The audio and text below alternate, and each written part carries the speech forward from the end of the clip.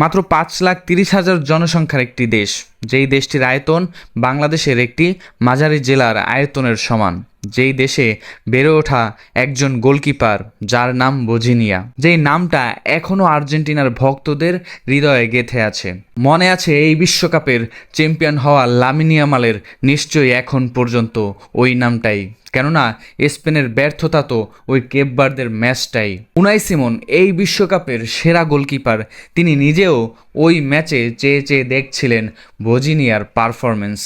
Spain সেই ম্যাচে 0-0 draw করে।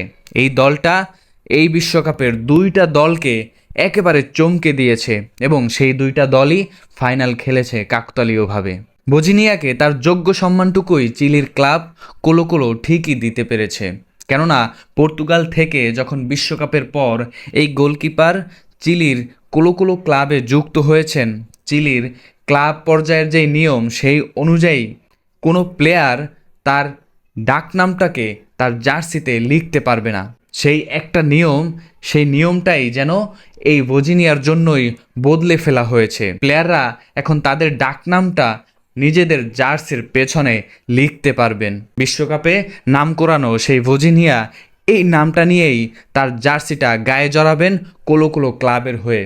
দক্ষতা এবং যোগ্যতা সম্ভবত এমনই হয়, বদলে দিতে পারে পৃথিবীর যে কোনো নিয়ম, ভেঙে চুরে চুরমার করে দিতে পারে কোনো এক রাজ্যের পুরনো সেই ঐতিহ্যবাহী নিয়মটাকেও। বোজিনিয়া যেন সেই প্রমাণটাই দিলেন। এই বিশ্বকাপের 4টা ম্যাচ খেলে 4টা ম্যাচে যেন দানবীয় পারফরমেন্স, সেখানে স্পেনের বিপক্ষে 0-0 গোলের ড্র, আর্জেন্টিনাকে যেন হারিয়েই দিচ্ছিল বোজিনিয়া একলাই। 3-2 গোলের ব্যবধানের সেই পরাজয়টাই এই বিশ্বকাপে তাদের অনন্য উচ্চতায় নিয়ে গিয়েছে। বিশ্বকাপের ঠিক আগ মুহূর্তেও যেই নামটা আমরা অনেকেই চিনতাম না, স্পেন ম্যাচের আগেও ওই নামটা নিয়ে সম্ভবত কেউই আমরা ঘাটাঘাটি করিনি, কিন্তু এখন সেই নামটা পুরো বিশ্বে ছড়িয়ে পড়েছে। পারফরমেন্স এভাবেই কথা বলে, পারফরমেন্স এভাবেই সব কিছু ফিরিয়ে দেয়। বোজিনিয়া যেন তারই একটা প্রমাণ।